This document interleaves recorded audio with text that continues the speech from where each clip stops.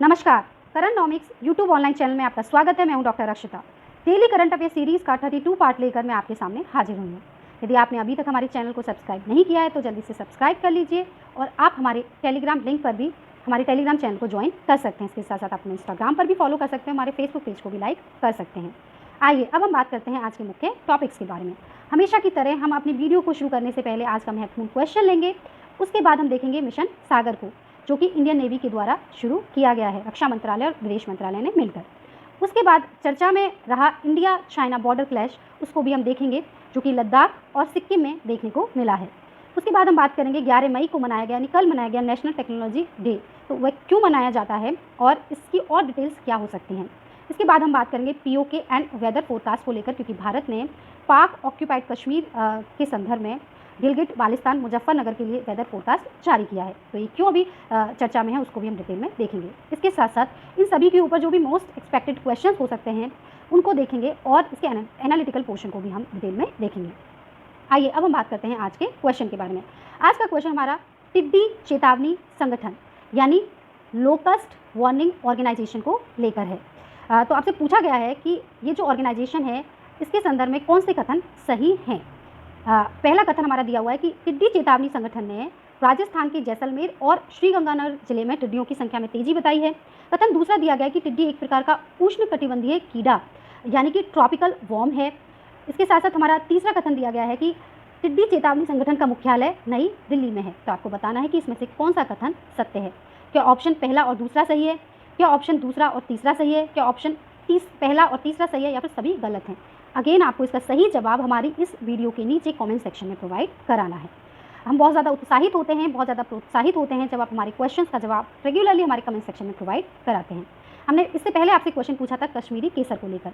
कश्मीरी केसर के संदर्भ में हमने पहले ही करंट अफेयर की एक वीडियो बनाई है, उसमें डिटेल में बताया है। तो यहाँ पर मैं इसके एक्सप्लेनेशन को बहुत ज़्यादा डिटेल में डिस्कस नहीं करूँगी, क्योंकि आप उस करंट अफेयर्स की सीरीज़ में कश्मीरी केसर से रिलेटेड जो भी महत्वपूर्ण जानकारी है वो प्राप्त कर सकते हैं। तो यहाँ पर जो हमारे कथन थे वो 3 कथन थे, उनमें से आपको असत्य कथन बताना था और बहुत सारे स्टूडेंट्स ने इसका सही जवाब दिया है। हाँ, पहला कथन था कि इसको जीआई टैग प्रदान किया गया है, बिल्कुल सही था। कथन दूसरा दिया था कि ये गहरा लाल रंग का कश्मीरी केसर स्वाद में मीठा होता है। ये स्वाद में मीठा नहीं बल्कि स्वाद में कड़वा होता है, इसलिए ये कथन असत्य है। कथन तीसरा यहाँ पर था कि दुनिया में सर्वाधिक केसर भारत में पैदा होता है। ऐसा नहीं है, दुनिया में सर्वाधिक केसर ईरान में पैदा होता है। तो यहाँ पर हमारा दूसरा कथन भी गलत है। इसका मतलब ये जो क्वेश्चन है इसका सही आंसर होगा दूसरा और तीसरा, क्योंकि इसमें आपसे गलत या असत्य कथन पूछा गया है। आइए अब हम बात करते हैं अपनी पहली न्यूज़ के बारे में। हमारी पहली न्यूज़ मिशन सागर को लेकर है। देखिए, इस मिशन की शुरुआत 10 मई 2020 को भारत सरकार के द्वारा की गई। क्यों की गई? कोविड-19 महामारी से निपटने के लिए। अतः इसका उद्देश्य क्या है? इसका उद्देश्य है कि खाद्य पदार्थों की, कोविड-19 से संबंधित आयुर्वेदिक दवाओं की, HCQ यानी हाइड्रोक्सी क्लोरोक्विन टैबलेट की आपूर्ति 5 मुख्य देशों को करना। इसमें 5 मुख्य देश शामिल किए गए हैं: मालदीव, मेडागास्कर, सेशेल्स, मॉरिशस और कोमोरोस। इसको हम इस तरीके से याद कर सकते हैं कि हमें पता है कि भारत में सबसे ज़्यादा जो परेशानी हो रही है वो मजदूरों को हो रही है, और मजदूरों के लिए कौन सा संगठन काम करता है? MKSS। तो यहाँ पर हम MQKS से इन 5 कंट्रीज़ को याद कर सकते हैं। देखिए, M से मालदीव, मेडागास्कर, मॉरिशस हो गया, K से आपका कोमोरोस हो गया और S से आपका सेशेल्स हो गया। इस तरीके से आप इन 5 कंट्रीज़ को याद कर सकते हैं कि मिशन सागर किस लिए शुरू किया गया? मजदूरों को, यानी इन 5 कंट्रीज़ को जो है सुविधा प्रदान करने के लिए, आयुर्वेद दवाओं से रिलेटेड और खाद्यान्न आपूर्ति से रिलेटेड।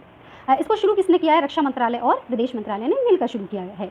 इसके साथ साथ इसमें भारतीय नौसेना जहाज केसरी जो है वो काम करेगा, या केसरी जो है वो जाएगा। कहा जाता है कि हिंद महासागर में भारत के सागर विजन जो है उसका विस्तार है ये मिशन सागर। हुआ ये है कि भारत को मार्च 2020 में 5वां पर्यवेक्षक देश का दर्जा मिला है हिंद महासागर आयोग में। ऐसी स्थिति में भारत ने हिंद महासागर में अपनी मजबूती को कंफर्म करने के लिए ये इनिशिएटिव लिया है, ये कदम उठाया है, जिसके तहत भारत जो भी इंडियन ओशियन कमीशन के अंतर्गत आने वाली कंट्रीज़ हैं उनको सुविधाएं प्रदान कर रहा है। देखिए, ऐसी स्थिति में जब सागर विजन की हम बात करते हैं तो इसकी शुरुआत 2015 में हुई और इसका पूरा नाम है security and growth for all in the region. और इस सागर विजन का उद्देश्य यही था कि समुद्री पड़ोसियों के साथ आर्थिक और सुरक्षा सहयोग प्राप्त किया जाए। जिसमें मुख्य कार्य सूचनाओं के आदान प्रदान को लेकर किए जाते हैं, बुनियादी ढांचे के निर्माण को लेकर किए जाते हैं, तटीय निगरानी को लेकर किए जाते हैं और आपसी क्षमताओं को मजबूत करना जो है वो उसको लेकर भी इसमें कार्य किए जाते हैं। देखिए, भारत की जब हम बात करते हैं तो हमें पता है कि भारत तीनों ओर से समुद्री सीमाओं से घिरा हुआ है। ऐसी स्थिति में जब चाइना लगातार ये कोशिश कर रहा है कि वो भारत को समुद्री सीमाओं से घेरे, जिसके लिए वो श्रीलंका में हवन-टोटा बंदरगाह बना रहा है और मोतियों की माला के नाम से जो है वो भारत को घेरने की नीति बना रहा है। ऐसी स्थिति में भारत को अपनी समुद्री सीमा को सुरक्षित करने के लिए और अपने आर्थिक महत्व को आगे रखते हुए समुद्री पड़ोसियों के साथ सहयोग करना बहुत ज़्यादा ज़रूरी है। और ऐसी स्थिति में भारत सरकार के द्वारा उठाया गया ये कदम अपने आप में बहुत ही ज़्यादा सराहनीय है और बहुत ही ज़्यादा अच्छा है। यदि हम बात करते हैं, देखिए, सागर विज़न की, तो 2019 में भारत और मालदीव की यदि बात करते हैं, भारत ने मालदीव में तटीय राडार निगरानी प्रणाली को लेकर काम किया था। इसके साथ साथ 2018 में भारत और सेशल्स द्वीप की जब हम बात करते हैं तो हमें पता है कि भारत ने सेशल्स में एक नौसैनिक अड्डा जो है भारत स्थापित किया है। इसके साथ साथ अक्टूबर 2019 में भारत कोमोरोस रक्षा समझौता हुआ, जिसके अंतर्गत भारत ने हाई स्पीड इंटरसेप्टर नावों की खरीद के लिए 20 मिलियन अमेरिकी डॉलर की लाइन ऑफ क्रेडिट जारी की थी। यानी हम देख रहे हैं कि सागर विजन के तहत जो है भारत लगातार काम कर रहा है समुद्री रक्षा के लिए और अपने आर्थिक सहयोग प्राप्त करने के लिए। ऐसी स्थिति में भारत के लिए जो है इस मिशन सागर के लिए काम करना अपने आप में बहुत ज़्यादा महत्वपूर्ण, सराहनीय और प्रशंसनीय कार्य है।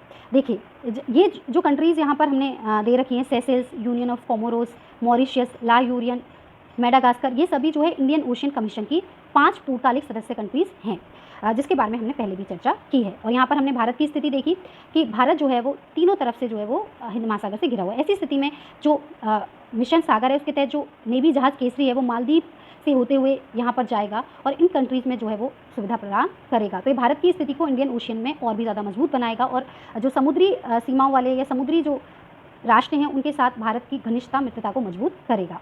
आइए अब हम आते हैं अपनी नेक्स्ट टॉपिक के ऊपर। हमारा नेक्स्ट टॉपिक भारत चीन सीमा विवाद को लेकर है, फेस ऑफ को लेकर है। एक्चुअली हुआ ये है कि भारत के लद्दाख और सिक्किम में भारत और चीन के सैनिकों के मध्य जो है एक फेस ऑफ हुआ, आमना सामना हुआ, जिसके अंतर्गत कुछ हाथापाई हुई और सैनिकों को, दोनों तरफ के सैनिकों को चोटें आई हैं।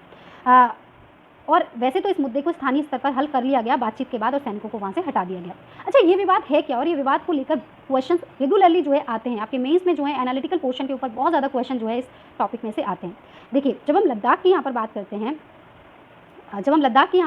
हैं तो देखिए ये जो प्रॉब्लम है वो 10 मई को हुई, यानी 10 मई को जो है ये प्रॉब्लम हुई। हुआ ये कि पेंगोस तसो जो झील के पास जो है भारतीय सैनिक घूम रहे थे या भारतीय सैनिक जो है वहाँ पर थे, जिसको लेकर चीन के सैनिकों ने आपत्ति दर्ज करी और कुछ बहस हुई और चीन जो है सैनिकों को आपस में चोटें आई। हालांकि ये जो एरिया है अब चीन के पास है और ये इस तरीके की जो फेस ऑफ है, ये विवाद पहली बार ही देखने को नहीं मिला। इससे पहले 2017-2019 में भी इस तरीके के विवाद देखने को मिले हैं। और सिक्किम की यदि हम बात करते हैं तो सिक्किम का जो नाकुला है जो कि 16,000 फीट की ऊंचाई पर है और भारत की सीमा का अंतिम चेक पोस्ट है, वहाँ पर 9 मई को भारत और चीन के सैनिकों के मध्य इसी तरीके की हाथापाई हुई। एक्चुअली हुआ यह है कि हमें पता है कि भारत की जो सीमाएं हैं वो 7 देशों से लगती हैं, सबसे ज़्यादा बांग्लादेश से लगती हैं। चाइना की जब हम बात करते हैं तो देखिए, चाइना से जो है वो यहाँ पर सीमा लगती है, इसके साथ यहाँ सिक्किम में सीमा लगती है और ये जो एरिया है यहाँ से सीमा जो चाइना से लगती है भारत की। ऐसी स्थिति में जो है विवाद रेगुलरली जो है वो देखने को मिलता है भारत और चीन की सीमा के मध्य। इससे पहले जो है वो 16 जून 2017 को सिक्किम के जो करीब विवादित डोकलाम पठार है उसमें भी 73 दिनों का लंबा स्टैंड ऑफ हुआ था, जिसके बाद जो है वो सैनिक जो हैं वो अपने अपने देश चले गए थे और ये जो विवाद है जो निपट गया था। देखिए, इसको और थोड़ा हम डिटेल में देखते हैं तो ये चाइना और यहाँ पर ये भूटान और इसके बाद ये नेपाल और यहाँ पर ये अरुणाचल प्रदेश है और ये लाइन ऑफ एक्चुअल कंट्रोल है। ये हमारा डिस्ट्रीब्यूटेड एरिया, ये डिस्ट्रीब्यूटेड एरिया है, डिस्ट्रीब्यूट एरिया ये है और यहाँ पर इसे जो है वो चिकन नेक कहा जाता है और डोकलाम विवाद जो था वो यही जो है वो सीमा पर देखने को मिला था। अभी हुआ ये कि इस वाले एरिया में और इस वाले एरिया में जो है सीमा विवाद जो है ये देखने को मिला है। देखिए, भारत चीन सीमा पर यदि हम नज़र डालते हैं तो इतने पहले हम बात करते हैं पश्चिमी क्षेत्र की, तो चीन के कब्जे के लद्दाख का लगभग 38,000 वर्ग किलोमीटर का जो क्षेत्र है वो चीन के कब्जे में है भारत का। इसके साथ साथ काराकोरम दर्रे के पश्चिम में जो 5,000 वर्ग किलोमीटर का जो क्षेत्र था वो भी पाकिस्तान ने यहाँ पर जो है वो चीन को दे दिया। देखिए, यहाँ पर ये जो एरिया है ये चीन ने लिया। कब लिया? सबसे पहले तो नवंबर 1959 में चीनी सैनिकों के नियंत्रण के बाद ये वाली रेखा खींची गई थी।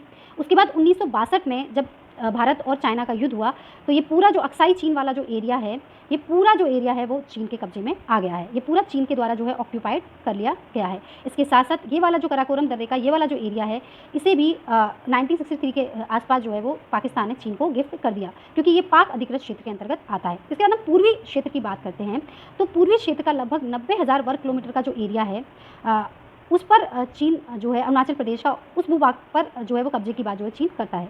हालांकि 1962 के चीनी हमले के बाद विभाजित करने वाली जो रेखा जो थी भारत और चीन के मध्य बनाई गई थी, इस क्षेत्र में यही जो है वास्तविक और पारंपरिक रेखा थी, जो 1914 में शिमला समझौता जब हुआ था उसके अनुसार तय की गई थी और इसे मैकमोहन लाइन के रूप में जाना जाता था। ये वाली जो रेखा है, ये वाली एक्चुअली चीन ये कहता है कि हम जो है वो इस पूरे एरिया पे जो है वो ये तवांग वाला जो एरिया है इस पर हम पूरा अपना कब्जा चाहते हैं। तो उसकी ये हमेशा ये नीयत रहती है कि ये जो तवांग वाला एरिया है ये हमें दे दिया जाए, और भारत यदि चाहे तो भारत को हम अक्साई चीन वाला एरिया दे देते हैं। लेकिन भारत के लिए ये घाटे का सौदा है, क्योंकि जहाँ पर कि इस वाले एरिया की जो सीमा रेखा है वो कहीं ना कहीं इस वाले एरिया से दुगनी है। इसके साथ साथ भारत की संप्रभुता की यदि हम बात करते हैं तो ये भारत की संप्रभुता के लिए बिल्कुल ही जो है वो अच्छी बात नहीं है। भारत की संप्रभुता को खतरा जो है इससे पैदा हो सकता है, और भारत का संविधान इसकी इजाज़त नहीं देता। इसके बाद जैसे हम और आगे देखते हैं इसको डिटेल में, तो हम देख पाएंगे कि ये जो एरिया है अक्साई चीन का, तो यहाँ पर जो विवाद हुआ है, एक तो विवाद हुआ है यहाँ पर, ये लद्दाख वाला एरिया, यहाँ पर विवाद हुआ है, प्लस इससे पहले जो विवाद हुआ है वो विवाद हुआ है हमारा इस वाले एरिया पर जो कि सिक्किम में है, इस वाले एरिया पर। तो यहाँ पर जो है डिस्ट्रीब्यूट जो है वो दोनों में हुआ है। हालांकि ये अभी आपसी सहमति से, स्थानीय लोगों की सहमति से जो है इसे हल कर लिया गया है समस्या को। आइए, तो ये जो चीन और भारत को लेकर सीमा को लेकर जो विवाद है, जो कि लगातार हमको यहाँ पर देखने को मिला, ये एक बहुत ही जो है वो खतरनाक हो सकता है। और ये हालांकि भारत की हमेशा ये कोशिश है कि इस तरीके के विवाद जो है ना हो और इसको शांति से हल किया जा सके। आइए अब हम बात करते हैं हमारी अगली न्यूज़ राष्ट्रीय प्रौद्योगिकी दिवस को लेकर है। देखिए 1998 में पोखरण टेस्ट रेंज में परमाणु परीक्षण करने के अवसर पर 11 मई को राष्ट्रीय प्रौद्योगिकी दिवस यानी नेशनल टेक्नोलॉजी डे मनाया जाता है। अब की बार जो इसकी थीम रखी गई है 2020 की, वो है rebooting the economy with science technology and research translation restart. हमें पता है कि कोविड-19 की वजह से, लॉकडाउन की वजह से हमारी इकोनॉमी लगातार डाउन हुई है। ऐसी स्थिति में गवर्नमेंट पूरी कोशिश कर रही है कि इस इकोनॉमी को रिबूट किया जाए, जिसके लिए साइंस टेक्नोलॉजी और रिसर्च की मदद ली जा रही है। उसी को ध्यान में रखकर इसकी थीम रखी गई है। देखिए नेशनल टेक्नोलॉजी डे मनाने का ऑब्जेक्टिव क्या है, गवर्नमेंट का उद्देश्य क्या है? सरकार का मुख्य उद्देश्य है कि प्रौद्योगिकी में नवाचारों और तकनीकी उत्कृष्टता की उपलब्धियों को मनाना, इसके साथ साथ भारत की प्रौद्योगिकी क्षमता के विकास को बढ़ावा देना। यानी कुछ ऐसे लोग जिन्होंने इनोवेशन और टेक्निकल कैपेबिलिटी के लिए बहुत ज़्यादा काम किया है उनको प्रोत्साहित करना, पुरस्कार देना। इसके साथ साथ जो टेक्निकल जो कैपेबिलिटीज़ हैं उनको बढ़ावा देना। देखिए इसके लिए जो है ये जो सेलिब्रेशन है वो किया जाता है। यहाँ पर यदि हम देखते हैं तो हम देख सकते हैं कि ये जो राष्ट्रीय प्रौद्योगिकी दिवस है वो विज्ञान और प्रौद्योगिकी मंत्रालय की ओर से मनाया जाता है। देखिए 11 मई के बारे में और भी कुछ महत्वपूर्ण बातें हैं, जैसे कि 11 मई 1998 को भारत ने पोखरण में परमाणु परीक्षण सफलतापूर्वक किया था, जिस समय अटल बिहारी वाजपेयी जी ने घोषणा करी थी कि हम अब नेशनल टेक्नोलॉजी डे 11 मई को मनाया करेंगे।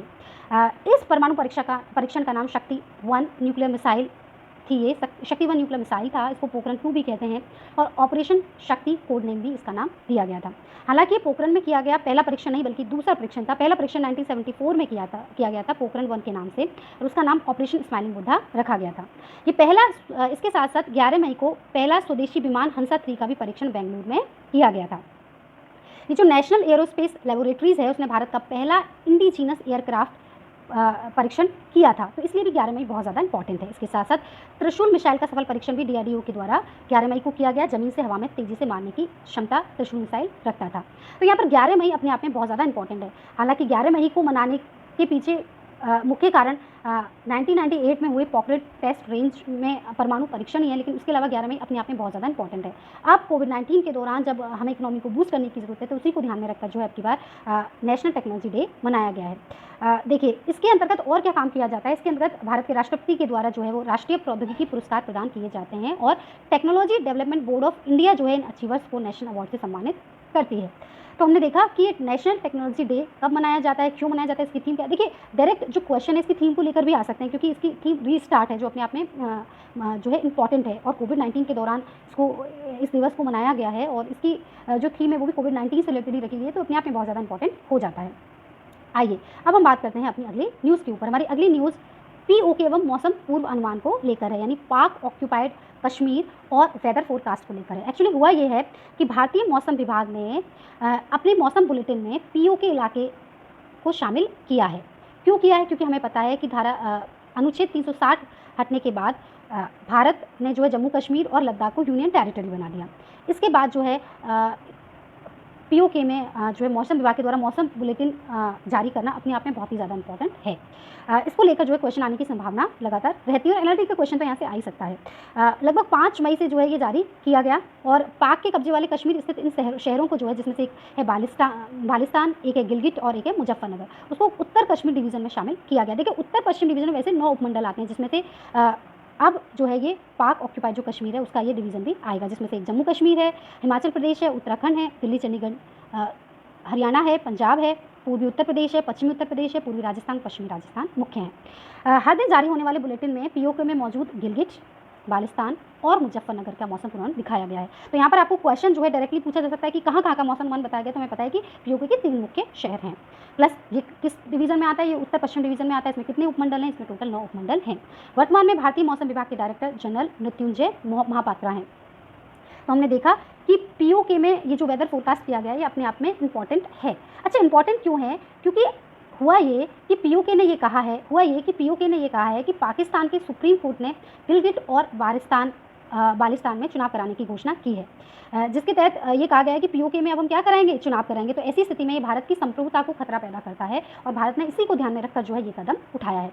देखिए, जब पीओके की या पाक अधिकृत कश्मीर की बात करते हैं तो ये मूल कश्मीर का हिस्सा है, जिस पर पाकिस्तान ने 1947 में आक्रमण किया था और इस पर अधिकार कर लिया था। पाक ने भारत के क्षेत्र को भारत और पाक के बीच विवाद क्षेत्र बना रखा है। पाकिस्तान इसे आज़ाद कश्मीर कहता है।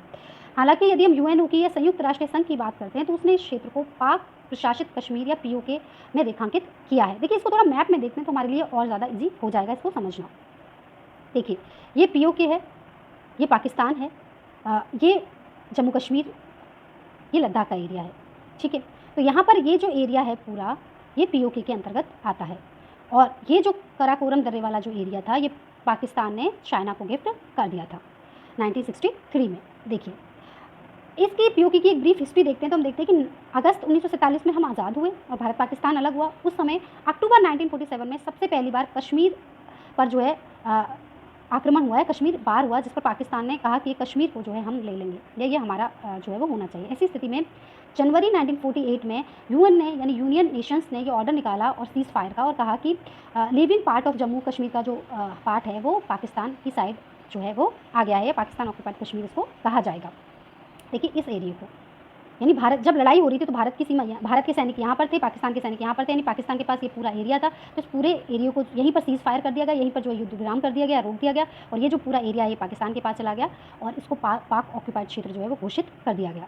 ऐसी स्थिति में 1949 में गिलगिट बाल्टिस्तान का जो एडमिनिस्ट्रेशन है गिवन टू पाकिस्तान को दे दिया गया आज़ाद जम्मू कश्मीर के द्वारा। ठीक है, क्लियर है।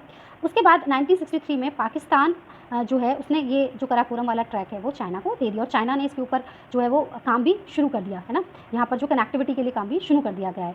इसके साथ साथ फरवरी 1994 की बात करते हैं तो इंडिया ने जो है एक रेजुलेशन अडॉप्ट किया in which it says that Pakistan must vacate POK, जिसमें कहा गया कि पाकिस्तान जो है वो पीओके को क्या करे, खाली करे, क्योंकि ये भारत का हिस्सा है, भारत की गर्दन है, भारत का सिर है। इसी के साथ साथ अगस्त 2019 में इंडिया ने कहा कि यदि हम पाकिस्तान से कोई भी बात करेंगे तो पीओके मुद्दे पर ही सबसे पहले करेंगे। तो ऐसी स्थिति में जब ये पूरा हिस्सा पाकिस्तान के पास है और यदि पाकिस्तान ये कहता है कि इस वाले एरिया में तो हम चुनाव करवाएंगे या पाकिस्तान की सुप्रीम कोर्ट ये कहती है कि हम इस एरिया में चुनाव करवाएंगे, तो भारत की संप्रभुता के लिए ये खतरा है, बिल्कुल खतरा है। तो ऐसी स्थिति में जो है भारत के द्वारा ये जो कदम उठाया गया बहुत ही ज़्यादा सराहनीय हो जाता है। अब जबकि ये जो एरिया है लद्दाख और जम्मू कश्मीर वाला यूटीज़ बन गए हैं, तो ऐसी स्थिति में भारत की पूरी जो है वो कोशिश है कि भारत जो है वो पीओके पर जो है वो पूरी तरीके से जो है वो उसको अपना ले और उसके ऊपर जितना भी एडमिनिस्ट्रेशन जो है वो भारत का हो जाए। मैं उम्मीद करती हूँ कि आपको आज की हमारी वीडियो बहुत ज़्यादा पसंद आई होगी और आप इसी तरीके से हमारी वीडियोज़ को लाइक करते रहिए और हमें प्रोत्साहित करते रहिए, उत्साहित करते रहिए। देखिए, हालांकि ये जो मुद्दे आज हमने लिए चीन और भारत के विवाद को लेकर, पीओके को लेकर, ये अपने आप में इंटरनेशनल रिलेशन का एक बहुत ही जो है महत्वपूर्ण टॉपिक है, जिसके ऊपर हम जो है अलग से वीडियोज़ लेके आएँगे, क्योंकि एक बहुत ही विस्तृत इसका पार्ट है। यहाँ पर हमने इसका जो एक झलक थी, जो एक बानगी थी, वो हमने देखने की कोशिश की कि ये जो करंट में न्यूज़ जो चल रही है, चर्चा में जो न्यूज़ है, वो उनको आप तक पहुँचाया जा सके, उनको जो है आपको समझाया जा सके। आइए अब हम मिलते हैं अपनी अगली न्यूज़ में, अगली वीडियो में। तब तक के लिए थैंक यू।